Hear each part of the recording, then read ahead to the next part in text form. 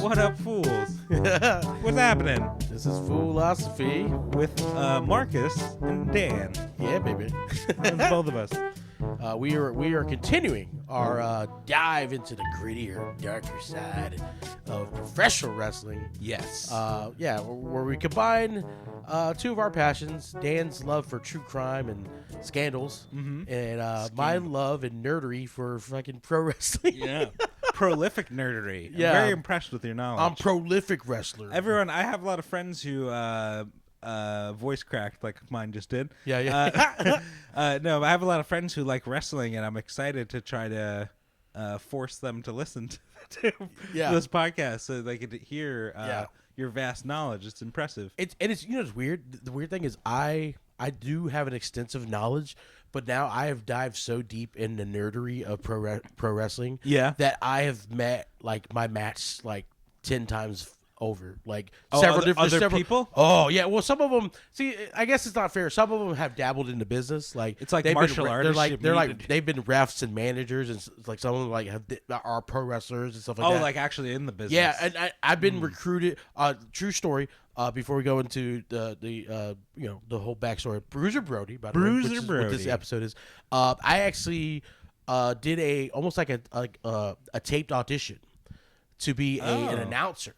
For because my buddy, I have a buddy named Roger who's also a comic, but he's more of a wrestler now. His gimmick is Manson Gray, which is kind of a paranormal, demonic-y type of like punk rock guy. Oh, but any relation to Owen Gray, the porn star? Oh no, the creepy porn star with the tattoo sleeve. Oh, the dude gets around though, man. He's got a fucking. He does, but he's disturbing. Yeah. He looks like a Halloween character. All right, go on. Women will fuck anybody who's tall. Anybody, yeah. And if they're tall, they'll fuck them. Yeah, the girls that he's fucking just insane. Yeah, there's a lot of girls like, he's a bad for me. Yeah, you liked him because he was tall. He has like some crazy scar on his chest. That Mary's tall. I guess someone tried to kill him out of fear. They vampired him. The fact that like Machine Gun Kelly and Pete Davidson are a thing is because women just like him tall. Isn't it funny? People are like, Pete Davidson's attractive. No, he's not. He's just tall. Like they like the lack of effort, I think. They just like the height. They like the height.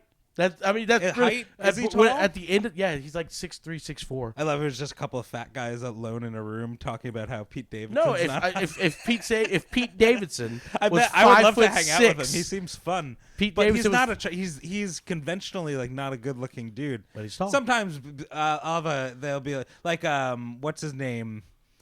Eastwood, Clint Eastwood's son? Oh, Scott Eastwood. Yeah, so I was like, Scott Eastwood said something about something. He was on Joe Rogan, and my girlfriend was like, oh my God, Scott Eastwood. And I was like, oh, fuck you. And then I looked him up, and I was like, okay, I get it. He's a handsome dude. He's a handsome man, yeah. But Pete Davidson and some of these other guys, you're like, this is something else, you know? If he was 5'7", it would be, we wouldn't be talking about him. You've never heard of him. Nope. Yep. Take that, ladies. Yes. No, it's just a biological fact. If you're tall, I also think his nonchalant attitude, women that helps. But if he was 5'7", it wouldn't help at all. You think so? You think he could be nonchalant at 5'7"? I guarantee. He would have to be way more charismatic if he was 5'7". Didn't just like, I don't care. But I'm 6'4". Yeah. This Bruiser Brody episode is just. Well, no, I guess we could tie it in. Bruiser Brody, by the way, was 6'8". Yeah, so women would love Bruiser Brody. He would love it. And you'd understand. Oh yeah, and we would understand. Also, Bruiser Brody would wholesale beat our asses. Bruiser Brody did not Pete fuck Davidson around all at once. Unfortunately, the fact that he did not fuck around is what led to his demise, and we'll get to that. But yeah, I sat down and basically did an audition where I watched a bunch of matches and I called him. Oh, cool. And I think what an awesome audition. I got paid $40 to do the audition.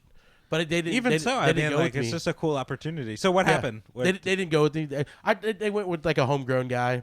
Plus, I think it was like a faith-based wrestling organization. So faith-based, yeah. Oh, okay. You know, like the champion. Like pray before each match. Well, the funny thing was my buddy's character was very like satanic-y. Like that's funny. He wore a mask with like an upside down cross on it. So he was like a heel, but he's like I like the devil, and everyone's like boo devil. Yeah, and then they're still wearing their Undertaker shirts. Probably tons of money in it.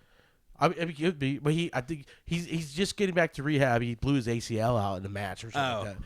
Yeah, he's it's pretty cool. Wait, so he was an announcer and a wrestler? No, he had me audition to announce. Oh, okay. Because a lot of these guys wanted me to get in the ring.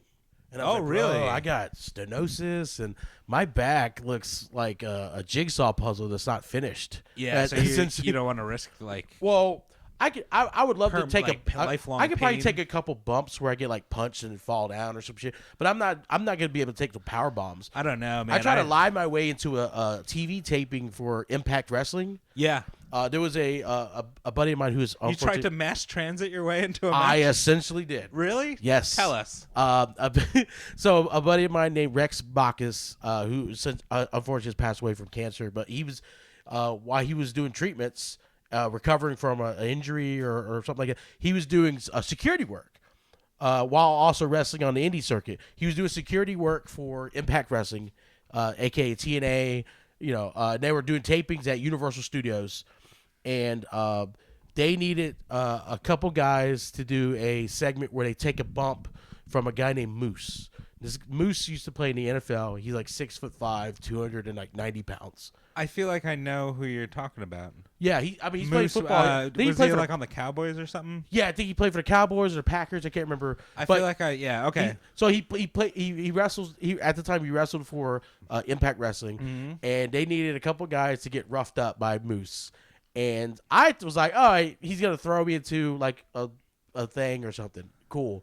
And I basically like fibbed my way, and so finally he hit my buddy Rex. It was like, dude, are you a worker? Have you ever taken any bumps? And I go, no, but I've done security. He goes, oh no, we need like workers, because we need people to take bumps. Yeah. And then I saw the spot like a couple weeks later, and it was literally him lifting some of these security guys up and chucking them over the fucking top rope. Oh my god. Onto like the outside, like get Royal Rumble eliminated, and I was like, "Oh, I would have died." You just be on the ground like, I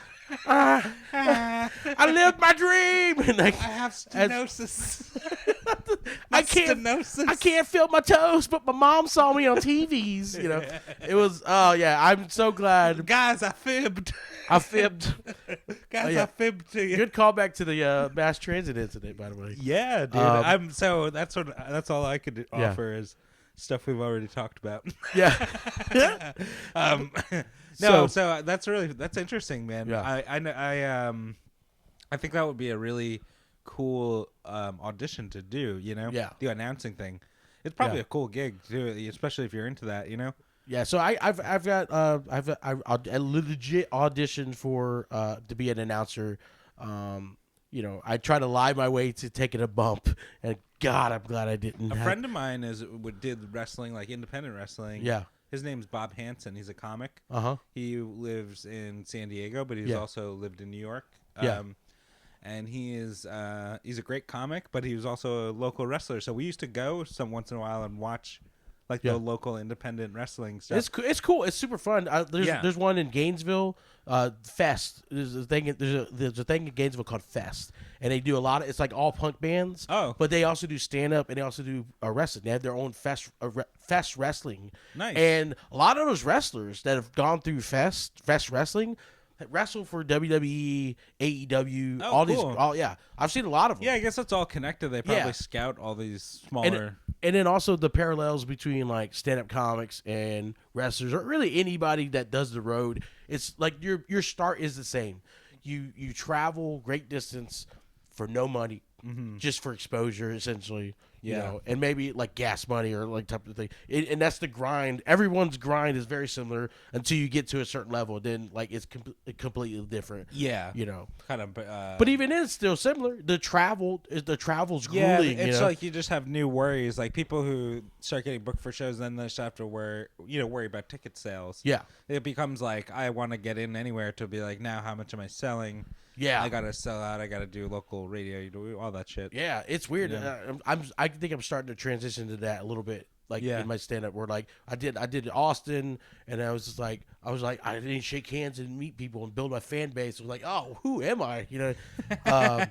But that's all about protecting your spot in whatever art form you're doing, and to go full circle, we're going back into Bruiser Brody. This was somebody who, at the time that he wrestled, at the time that he was at his peak, there was no guaranteed contracts. Yeah. Like they have now. Like right now, there's guys that are jobbers, which are people that are paid to lose. Those guys have guaranteed contracts. They have guaranteed jobbers now have guaranteed contracts. These are guys that they have T-shirts. So like we're gonna beat you up for 5 years.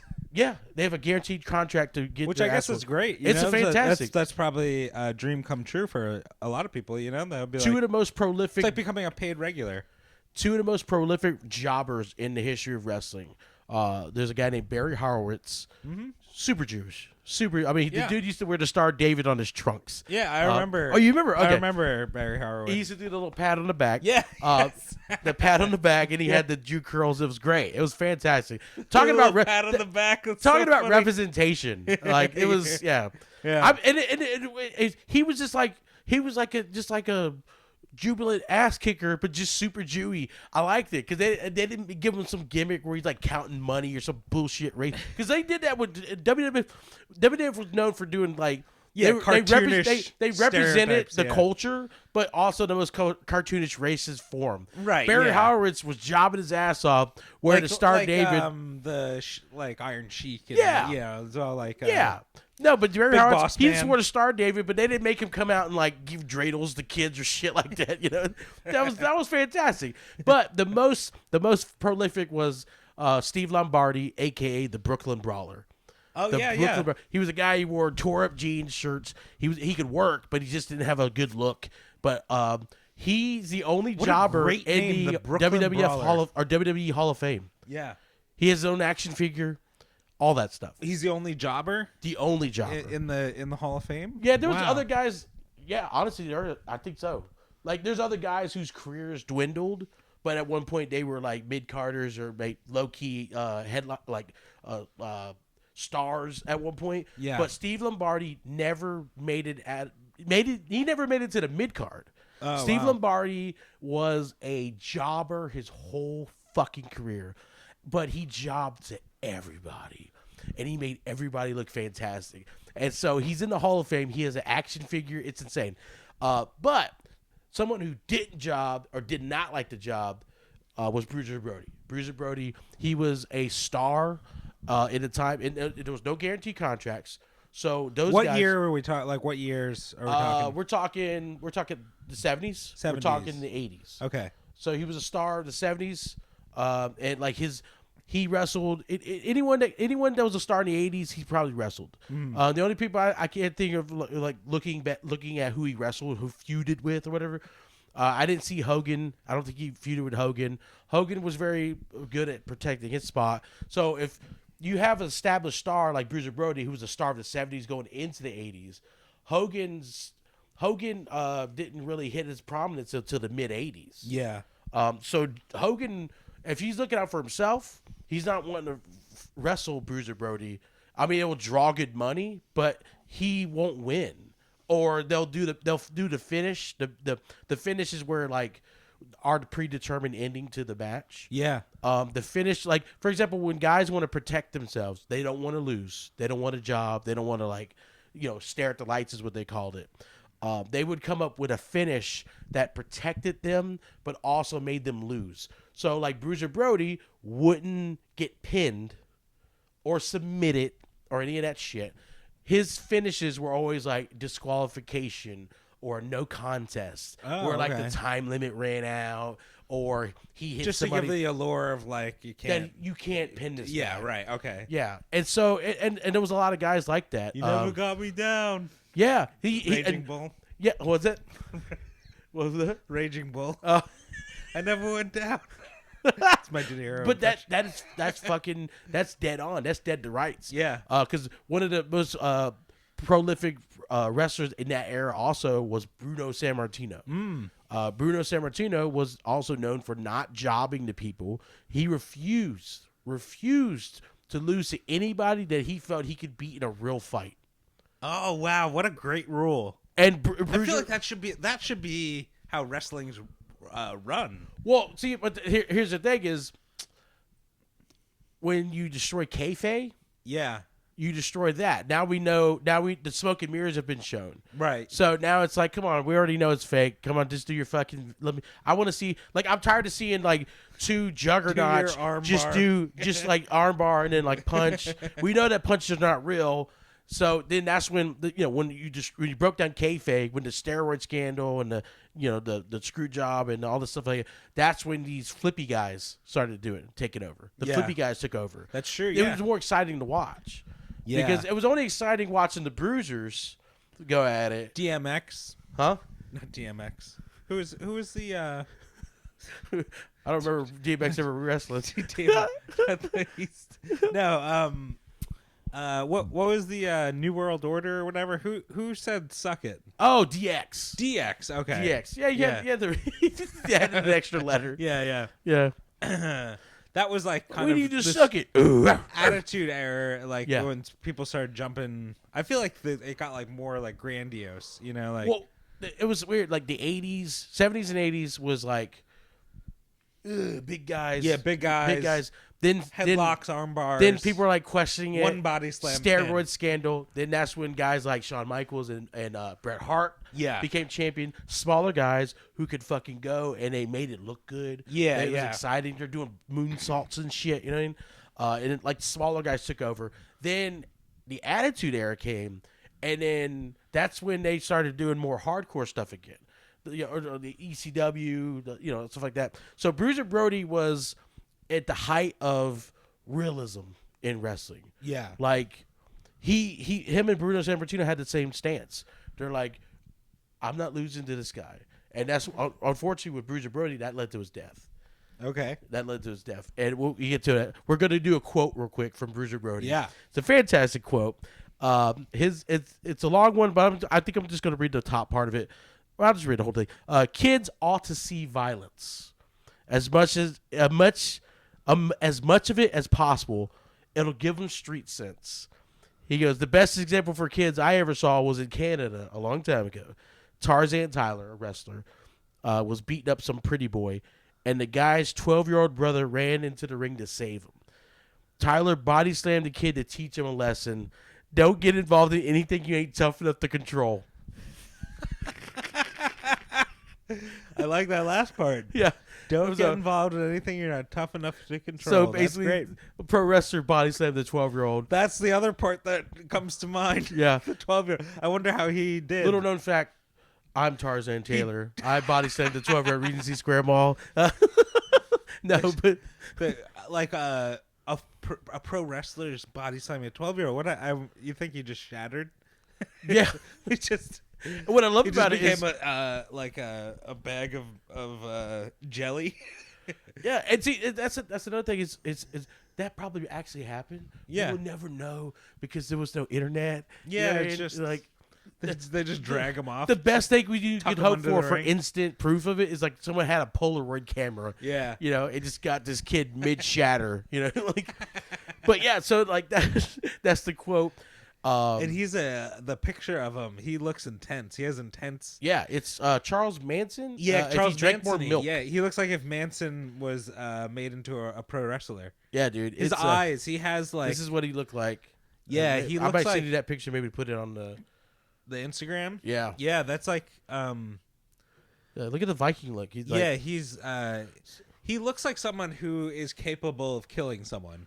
Oh yeah. When you see pictures of like I know that from True crime, I always want to see when someone commits a horrific crime. Yeah. I always want to see a picture of them and say, like, what does this person look like? Yeah. Who could do such an atrocity? Yeah. And they always have that look in their eyes. Oh, God. Dead black. Dead stare. Yeah, nothingness eyes. The matches that he wrestled, because his matches were so violent, he was booked as a specialty type of thing. Yeah. And so at the time, the wrestlers that were the novelty wrestlers, I mean, he drew fucking money. Not Andre the Giant level money, but he drew. He wrestled. So his character was just Bruiser, like he was just a violent guy. Just violent. Yeah, and people paid money because they're like, who can beat this guy? And most people didn't because he refused to lose to him first. Right. Of all. Yeah. And then also the matches he wrestled, he had a huge feud with a wrestler by the name of Abdullah the Butcher. I remember Abdullah the Okay, Butcher. Abdullah the Butcher. Abdullah the Butcher's claim to fame was carrying a fucking fork to the ring, and he would and then if you look at his Bruiser Brody's forehead, a lot of blade jobs. Oh yeah, a lot of blade jobs. He would bleed. He would storm the crowd. Like there's footage of him, like you probably saw it on that documentary where he would like run into the ring with like a fucking chain, and literally people were just climbing over each other to get the fuck away from this guy. Stampeding out of the way, yeah. And like he was a huge draw in like Japan. He had a tag team with a guy named Stan Hansen. Oh, cool. Who is another fucking. I hope he's related to Bob Hansen. Huh? I hope he's related to my buddy Bob Hansen. I mean, Stan Hansen. I mean, honestly, that was another thing though. Now that you said it, is Hansen that dude's last name? Bob Hansen? Like real last name? Yeah. Okay. I don't think he's related to any. No, but like what a lot of people did was in the territory days, because there's no proof, they would like make their wrestling name, their gimmick name. Oh, okay. Would be like if like a famous wrestling family name. His Bruiser Brody. My name's Dan Hart. Yeah. the shit man Dan Hart. Yeah. Lazy boy Dan Hart. Yeah. I'm just a lazy boy. Lazy boy. And then it's a bunch of snoring. Yeah. Smacking the lips and scratching your ass. His real name was Frank Goodish. He went by Bruiser Brody in most territories. But there was one territory, I think it was in Texas. They had a more senior wrestler that had a lot of respect. A lot of wrestlers respected him. His name was Dick the Bruiser. Oh. So when Bruiser Brody wrestled in that territory, out of respect to Dick the Bruiser, he didn't go by Bruiser Brody. He went as King Kong Brody. Oh. So that was another thing they did. Like you didn't steal people's moves. If someone was respected, you didn't encroach on their name. You know what I mean? Which is so different now. Everyone's got like trademark names. But wasn't King Kong Bundy is someone? Is that a wrestler? Now King Kong Bundy came well after. Okay. But Bruiser Brody only did that when he wrestled in that particular territory. Okay. Out of respect to Dick the Bruiser. Okay. Yeah, but he wrestled. Keeping our King Kong straight. Yeah. Get it straight, Dan. All right. You got a wrestling nerd on your podcast. Come on now. But yeah, I wrote a roast. I'll tell you another time. Oh, what? Oh, gotcha. But yeah, he wrestled he wrestled Kamala. Yeah, Kamala, he wrestled Abdullah the Butcher, Crusher Jerry Blackwell. He teamed with Stan Hansen, who's a Texas badass. Yeah. Stan Hansen had a famous match where he wrestled Vader. I don't know if you remember. Yeah, Vader. Yeah. Where Stan Hansen punched Vader so hard his eyeball came out. And then holy shit! And they fucking continued the match. It was in Japan. It was like a Texas bull rope death match or some shit. Oh my god! Oh dude, yeah, these guys were hardcore, man. Yeah, and it's amazing how tough. Like Vader, who's known for being real stiff in the ring. Yeah, he emulated his style off of guys like Stan Hansen and Bruiser Brody. Bruiser Brody was like the poster child for. There's a lot of guys that like I could name like he's like the trunk of the tree, and there's many branches of more modern wrestlers. Yeah, like big hulking dudes. One of the things he used to do, and this is what I was telling you about that berserker wrestler. Yeah. He would like hold his hand out and go, hush. He would like say like incomprehensible shit. Yeah. To make it really sell on like bite his tongue like that, like a. Oh, so like he was to like, really this guy's fucking crazy. Yeah, like he's a madman. Oh yeah, and the problem was, did he do that breathing? I feel like I remember that character from when I was young, when someone would do that breathing thing, and they would.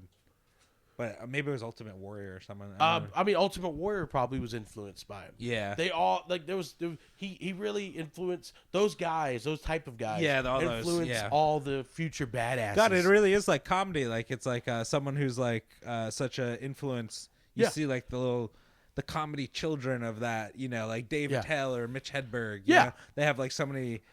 People are like, you're like, oh, clearly you're a Bill Burr fan, you know, like whatever. So you can't tell if it's an homage or straight up hackery. Right? Yeah. It's kind of weird. Yeah. But I would just to be optimistic. But either way, people still love it. Yeah. I mean, it still sells. Yeah, the casual viewer does not care, you know. I mean, because at the end of the day, you take away the internet, you take away the suspension of disbelief. What's more truly frightening than imagining having to wrestle a true psychopath? Right. Yeah. Like a legit fucking weirdo. You know? That really got me thinking when we talked last week about New Jack. Yeah. And it continues this week with this guy. It's like, you imagine being a wrestler and you're in the ring, but you're like, man, I'm have to work with this guy, but he's like truly unpredictable. Yeah. And he like is violent and will hurt me. Yeah, you know. So like, I think we mentioned this dynamic. I can't remember if we mentioned it on the the breakdown of kayfabe, the Montreal Screwjob, or the last episode. But Bruiser Brody got, he was the guy that broke in Mark Calloway, aka the Undertaker. The Undertaker, yeah, yeah. At the time, I think this was like some Texas territory. Texas Red. I watched Texas that Red. Yes. I watched that match. Texas Red versus yeah, and he got his ass whooped. Yeah, to the point where that was the start. That was the formulation of the partnership between Percy Pringle, aka Paul Bearer, and Markel. Yeah, because that was they sent Percy Pringle to basically that's his real name. That was his gimmick. I think that was his name.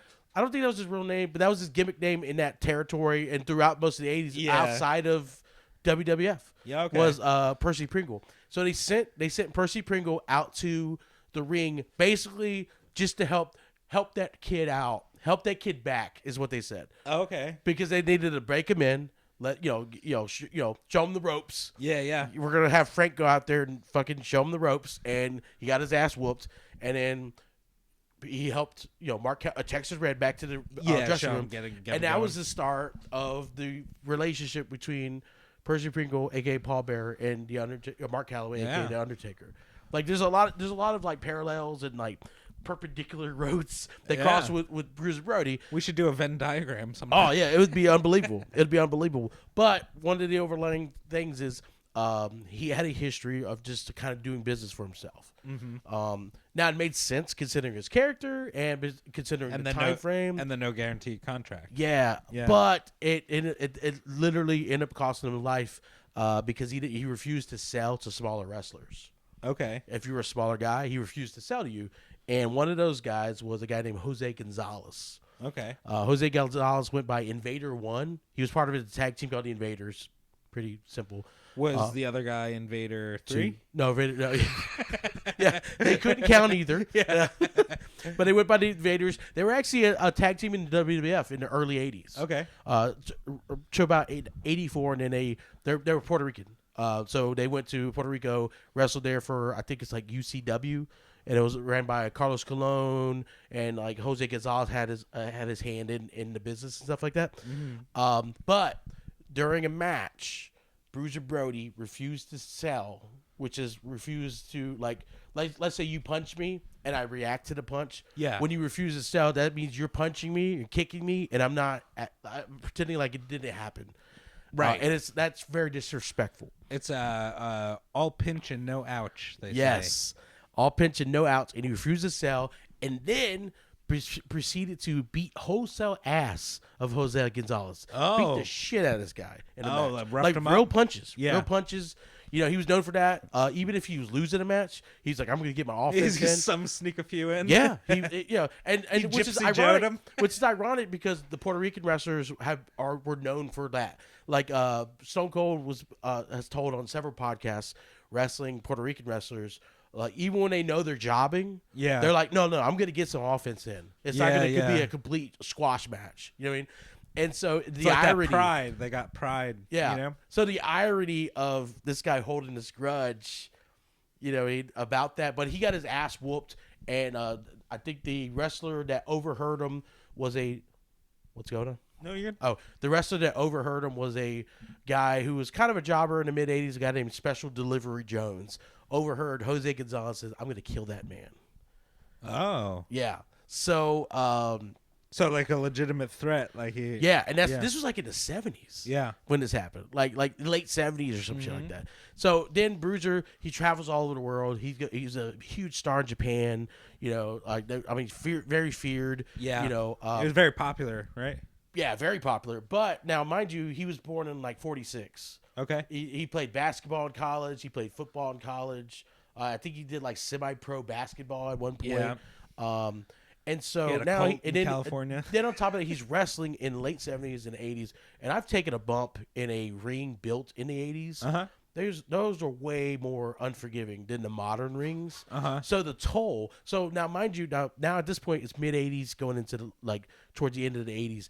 He's getting older. Yeah, he's a dominant force, but he wants to get out of wrestling. Okay. And get into promotions. Because he always had a contentious relationship with bookers, fucking him over. So there's a match where he wrestled by the name of Lex Luger. Oh yeah. In a cage match in Florida. And in the middle of the ring, they're fighting, and then Luger is just giving him offense, and Bruiser's not selling. Oh. And he's like, Luger had no idea what he did. He didn't wrong him or anything. And they had to figure something out, so they figured something where Luger escaped the ring, but he wasn't supposed to, so they disqualified him. So Bruiser still won or whatever. And then after they talked, he's like, "Hey, what did I do?" And then Bruiser was like, "You didn't do anything." And then they were confused, but then the other accounts say that he had an issue with the booker, and that was his fuck you to the booker for fucking him over on money. Was I'm gonna make because Luger was I'm gonna make top, your show shitty. Yeah, he was that top face guy, the good guy character for that organization. So he's like, I'm just gonna make your match look like shit. Because and so he wanted to get into it, and the organization that he wanted to invest his money in was in Puerto Rico, and at the time, Carlos Colon, the Colones, they're a big fixture in the Puerto Rican history of Puerto Rican wrestling, pro wrestling. Okay, they're legends. My dad would tell me when he was a kid he watched one of the Colones wrestle and stuff like that. Mm-hmm. And Jose Gonzalez also had his hand in the organization that Bruiser Brody wanted to buy. Okay, he wanted to buy. He wanted to buy the whole thing. Yeah, he had saved his money. He'd wrestled all over the world. He was a draw. I mean, he was doing well, and he wanted to get involved in there. That's the backstory. That's the speculation that led to, basically his murder or So there's a lot of sketchiness involved. You probably saw it in some of the documentaries, but basically, they're in Puerto Rico, and I'm trying to pull up the name of the venue. They're in Puerto Rico. Boo boo. Okay, well that doesn't help. They're in Puerto Rico. The place is huge. God damn it. That's cool. Take your time. Yeah. The most unprofessional aspect of No. I'm a guy piece of shit. Use this time to reflect on Bruiser Brody. Okay, I can't seem to find I thought I screenshotted it. Oh, here it is. The documentary we're talking about. Yeah, is Dark Side of the Ring. Juan Ramon Labriel Stadium in Bayamon. It's near San Juan, the capital of Puerto Rico. That was excellent accent there. Yeah, one more time. Huh? One more time for the listeners. Juan Ramon Labriel Stadium. Listen to those old R's, ladies. Bayamon. Wow. Yeah, dude. That's the only thing I can do. That's good. That's pretty good. I appreciate a good accent, Hold on. Shit. Fuck. And so that stadium's huge. They had Iron Maiden play there. Madonna played there. Nice. Same night? No. Yeah, it was huge. But that led because of how big it was and traffically and I don't know if you ever drove on the roads in Puerto Rico. They're the infrastructure's not great. I've been to Puerto Rico, but only on a cruise ship like that, so I haven't driven. I was too young anyway to drive. I went to a fort or something. Yeah. I remember there being stone streets, and it was nice. My buddy Jose lives in Puerto Rico. That has nothing to do with anything. Go on. Yeah, because this guy's name's Jose too. Jose Gonzalez. Yeah. Oh. Yeah. So you got your buddy killed Bruiser Brody? I wonder if I trained at my job with Jose Gonzalez. No, he lives in some little town on the south side of PR. So he was Bruiser was supposed to have this match with Dan Spivey, another big dude. He's a big. I mean, I know that name, Spivey. Yeah, he's ironically going back to Undertaker. Several years after this, in WCW, Dan Spivey had a tag team with Sid Vicious, the guy we mentioned earlier, off record. Yeah. And then Sid Vicious became a star. He moved on to the WWF, and so they had this tag team called the Skyscrapers, and they needed Sid Vicious jumped ship, and they already had him booked to wrestle. Yeah. So they like, well, we need another big guy. Come in, Mark Calloway, and he went by Mean Mark Callis in those days in the WCW. But so he's supposed to wrestle Dan Spivey, and Jose Gonzalez is there, and he calls Bruiser into the showers. Cool. And they have a discuss business. Hey, come on in. And the way the like locker room was set up, there was they were away from everybody, but there was no other way out. Like that was the only exit was the exit behind them. Oh, okay. Behind the other wrestlers. Yeah, it was, but they were kind of secluded. And this was planned, obviously. Yeah, because it's more. So basically, they get into it. There's like a physical altercation, and then you hear like screams, and the only like eyewitnesses that were willing to testify were Tony Atlas, who was a muscle man wrestler in those days. Okay. He later wrestled in WWF as Saba Simba, who was like this like African theme, because racism. And then Dutch Mantel, who's like, he was a prominent wrestler in the 80s, and then when he basically retired from pro wrestling, he became like a manager. Whoa. And he manages guys to this day, and he's like a backstage creative guy and stuff like that. Cool. So Yeah. those two guys were basically like witness to a lot of the stuff, and so basically you hear a bunch of screaming, someone gets stabbed, or Bruiser gets stabbed, and you see Jose leave. So next thing you know, Tony Atlas, by his account, goes and tries to get help. They get paramedics. Well, the paramedics can't get to him because of the sheer amount of people around the stadium getting into the stadium. It took them almost like over an hour to get to Bruiser. So they took him to the hospital, and then basically he like died on the operating table. There was like a whole bunch of like miscommunications because you're in Puerto Rico and you have Dutch Mantel, this white dude from the South, and Tony Atlas, a very Southern gentleman himself, and they're speaking Spanish and they don't know Spanish. Yeah, I don't know what to so say. there's a lot of confusion. So basically then Dutch Mantel and Tony Atlas tell the cops like, hey, Jose was involved. Next thing you know, they can't find the knife to stab them, and they said the wounds were deep, like we're talking like inches deep, in his midsection and stuff. And then I think in some of the documentaries, like Tony was like recounting, like talking to Bruiser, because he's a big family man. His image in ring was this monster, but he was like a big family guy, And so basically, like, the cops investigated it, and so they arrested Jose Gonzalez. Well, the thing is, they took it to court, and the summons for Dutch Mantel and Tony Atlas, they received their summons to appear in court 10 days after the court case had already been finalized. They're proceeding. They took it to court, and they found him not guilty. 10 days later, they received their summons to appear in court. What? It was mailed late. Wink, wink, nudge, nudge. Oh wow. Yeah, dude. So like there's a lot of speculation. There's a lot, A lot of winking and nudging. Yeah, and so and it was a bunch of things that a lot of people will speculate. It's just no proof, and that's what the overlying legacy is. There's a lot of things. It's like one of the things is also be careful who you fuck over, right? Because not that this is like a good situation, but like, Bruiser fucked this guy over, and the guy never let go of this. Yeah, then, you know what I mean. Yeah, and not that he was in the right by any means, but like sometimes you never know. Just like someone you fuck over could be a psychopath. People. Yeah. And then also in Puerto Rico, and it really anywhere where there's like a strong cultural hub is you have an outsider, a white guy, who wants to get involved in homegrown Puerto Rican wrestling organization. Yeah. So there was a lot of pullback.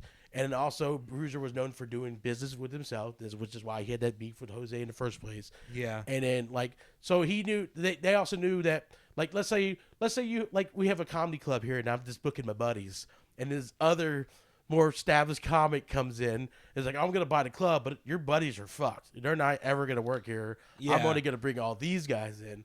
And so we're not going to stab them in the shower, but we don't have a shower. Yeah. but we're it's a whole bunch of that stuff. Yeah, I totally get it. It was a cover up, basically. It was a cover up. Yeah, that's what he was murdered. It was a cover up, but that's all speculation. There's so they just nothing ever happened. And nothing ever happened because, I mean, also there was a lot of speculation that the cops were dirty. Yeah. You know? Yeah. You know what I mean? Like, because they also are Puerto Rican. They don't want to see this fucking white guy come in here and take over this thing. Corrupt cops all over. Yeah. Because it up until kayfabe was broken in Puerto Rico, it was like Puerto Rico and like Southern grandmas believed wrestling to be the same thing. Right. It's so real. You know, It's so I don't know. It was a weird cover up. So you had, it would be like if Gypsy Joe, Gypsy Joe killed New Jack. Yeah. Like, oh, you're gonna beat up me, or that guy in Jacksonville or whatever, or even mass transit. He didn't die from gastric bypass surgery and decided to go fucking, turkey carving, shank him up. So it sucks. I mean, he was the, it's the crazy thing is like if he existed now, he would be like such a bigger wrestler. Yeah, he sounds like his character and his his demeanor and everything, and how you watch clips of him is very. Yeah, I feel like it would be appealing. Like it's like an evergreen thing. Like I think he would be popular at any time. Yeah. In history, but especially now because I feel like people would be drawn to that like maniac kind of. Yeah. I mean, because think about also I almost wish he was like younger.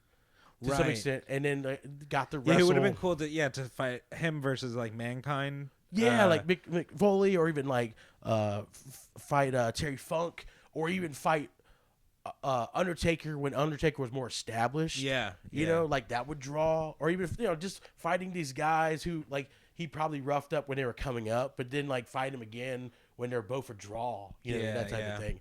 But I mean, because he was older, he was wanting to get out. He wanted to book, and he wanted to book accordingly.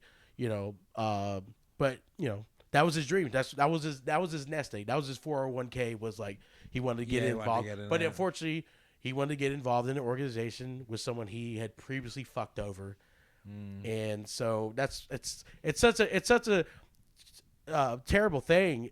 But also, it's like. That's the gritty side of any business, of anything. Yeah, and it's kind of like The Social Network, when you that Facebook movie where he supposedly Zuckerberg fucked over people and stuff like that. But it would be like the Napster guy or whatever, shaking him, stabbing him at a the Winklevoss twins. The Winklevoss twins Mark at a Zuckerberg mixer, in a shower.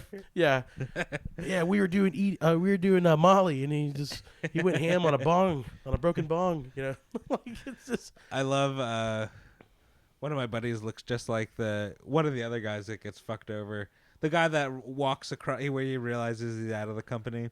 He does that march across the office to Zuckerberg's office. Yeah. One of my buddies looks just like him. Oh my God. But they received their summons 10 days after the acquittal. So it was already That's so crazy. Yep. That's like blatant corruption. But they're probably it's like you said, it's like they're protecting their home ground, their home people. Keeping they don't want to give business, move the business out of it's the mob. Home. Yeah. Mob mentality. Mob mentality, essentially. You don't want to have an outsider. It's kind of like how the mob operates here. They're like, we're the Italians, and we can't have the Irish guys coming in our shit. Or watch out, the Russian guys. Don't care how fun they are when we're drinking. Yeah, exactly. And so it's just a brutal. It's a brutal business. It's a brutal business already inside the ring. And then in those days was even more brutal because there was no guaranteed spots. There was no guarantees. It was like dog eat dog, Yeah. And so you had someone who's like trying to establish dominance both in and out of the ring, and that's the disadvantage. It's kind of like the whole freedom of speech. I have freedom of speech to say what I want to, but you don't have freedom of repercussion. Right? Yeah. It's your words have weight. And in his case, his words had weight, and his actions had weight. Yeah, and so it's a terrible thing. Like there's other guys that got lucky. There's because I guess because of where they were at. Like guys like Hogan, Shawn Michaels. I'm trying to think of some other guys. Ric Flair to some Shawn degree. Michaels is like a born again Christian now, right? Yeah, I mean, but in his heyday, leading up. No, it's true. Yeah. It's true. Shit, even Undertaker's a Christian, despite his gimmick. Texas boy. I figure yeah, he didn't like the whole satanic Undertaker gimmick that he had, like very briefly, like the mid '90s. Yeah. Or like the mid '90s. He didn't like that. Such a great character. Yeah. One of the best. I saw someone. They were debating like the best wrestler of all time. Who do you think is the greatest wrestler of all time? Biggest star. Ooh, biggest star. Yeah, or like best character, because they were okay. Well, my best character. There's several. I mean, probably the best character would probably be the Undertaker. Yeah. Overall character, just overall character. But honestly, I have a real probably unpopular answer to that. Let's hear it. Chris Jericho. He's still fucking wrestling. He's been in it for over 30 years, still fucking wrestling. And I don't know if you ever followed Chris Jericho's trajectory throughout his whole career. I haven't. He's constantly. I have. He's wrestled in every major organization except Impact Wrestling. Okay. TNA or whatever. But right now, what's his character? Okay, he's gone through like different characters. Like one of was like this super baby face guy. He was like this optimistic, and then he became this like pipsqueak guy. Yeah, and he's gone through like several variations of like the pipsqueak guy, and he can get any catchphrase over. They gave him this shitty gimmick where he had to like write people on a list, like people who pissed him off, and then he got like that over a revenge list. Yes. He was like Steve Buscemi and Billy Madison. Yeah, he was like, "You just made the list," and literally the whole fucking you just made the list. The whole audience, people are coming there with fucking clipboards, bro. Oh my god. Yeah, he put that over. He went to Japan. He's like a Phil Hartman. Like yes. He's just like yes. He's literally ultimate straight man. He's literally you like water. You put him in any bottle, he'll just adapt. And then he's drawn money. He was the first. Undisputed world champion for WWE. Yeah. So when they did the crossover, when they bought WCW, so they had the world championship for WCW and the WWE title. He's the first person to hold both of them at the same time. Oh wow. Okay. Yeah, he's the first undisputed champion. He beat Stone Cold and The Rock in the same match to win that. Yeah. Like, I mean, that granted is predetermined. Jericho. But the faith they had in Jericho to be the face, at that particular time. That's funny. Yeah, and then like he could cut promos. I mean, he's fucking like 56, bro, and he's cutting promos, like scathing, awesome promos. He's like put right now his role in AEW is to help the young guys out. Yeah. Like give him the rub and all that stuff like that. But he can still go. Yeah, he doesn't look the same physically. He's got like a dad bod, like, with kind of like saggy booby type things. Yeah. But he could still fucking go, man. So I don't know. That's cool. Yeah. That's a good answer, I feel like you hear a lot of the same ones. People when I watched a segment, I guess it was like ESPN or whatever, they said Hogan and Undertaker were the two answers that people gave. Oh yeah. Now Undertaker, Hogan, yeah. I feel like Hulk Hogan is the biggest wrestler biggest name of all time. He's like the Michael Jordan of wrestling. Is that accurate? If the internet age or even like cable TV existed during much of Andre the Giant's career, yeah, because much of his career was in the 70s. Oh, okay, you think? But how over he was, we won't fully grasp the scope of how over Andre the Giant was. But Andre the Giant was probably bigger than any of those guys. Oh, really? But cable television didn't exist to the extent when Hogan was popular. No, I'd love to know that, and that's a really great point because there's relative popularity to the time and the media outlet. Andre the Giant as a wrestler, a figure in terms of just being such a massive human, is so iconic. His singlet, his black singlet with that look, and then he's just he was the thing was he worked with literally every organization. He wrestled for all the territories. He was so over that all the territories worked together to bring him in to all the territories. He was such a draw.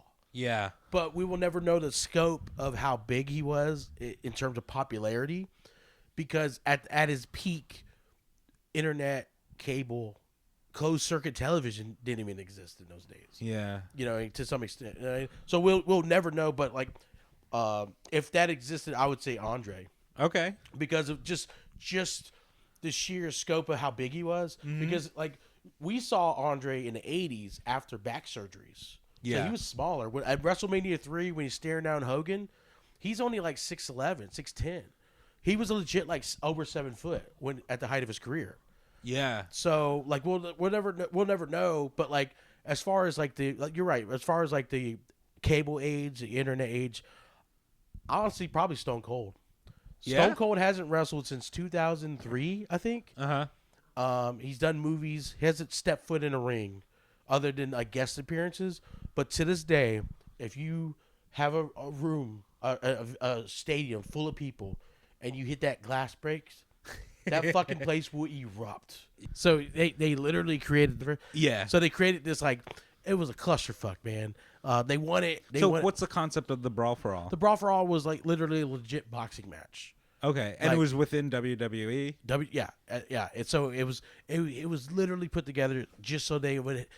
The producer Vince Russo created it just so they could have someone legitimately knock out JBL. Because they got tired, but it backfired because there was this guy that they were going to push, to the moon. Like he had a reputation for his name was Dr. Death Steve Williams. Okay, and he had legit Oklahoma wrestling background, which is like renowned for their like their wrestling program, kind of like Iowa, whatever. Yeah, and like they just learn in the streets. Well, the problem is he got knocked out like second round. By this fucking like borderline jobber guy named Bart Gunn. Bart Gunn won it. I remember Bart Gunn. Bart Gunn, the Smoking Guns. It was a Billy Gunn and Bart Gunn. Yeah, Billy Gunn became part of that. DX, Okay. a badass Billy Gunn. Yeah, I remember. So Bart Gunn legitimately won this. Because I think he used to be like a fucking rodeo clown or some shit like that. I know Billy Gunn was. Billy Gunn was a legit rodeo clown at one point. Oh, cool. Before wrestling, yeah. And Bart Gunn won this. And so instead of pushing him, because they didn't want to push him, they buried him by having him have a boxing match with fucking Butterbean at WrestleMania. Oh, and he got KO'd in like 34 seconds. Yeah, Butterbean is a Butterbean knocked the shit out of him. And Butterbean is no. Have you seen? Yeah. Butterbean knock out Johnny Knoxville. Yeah. And that. Oh my god. Oh yeah, he snored before he landed. Holy shit. But yeah, dude. so basically this was the ramifications. It was a terrible thing to happen, but it was like watch who you fuck over, and then also this led to promoters being more on watch. Yeah, more like accountable. Obviously the Montreal Screwjob and all those things later down the road created more like eyeballs on what goes on behind the scenes. Right. But this was a good start. Yeah. Because when you have a promoter who's involved in a fucking, is it a murder? Is it self-defense type of situation? Yeah. It creates, eyeballs. And then this was another grounds for wrestlers trying to vie for guaranteed contracts. Yeah.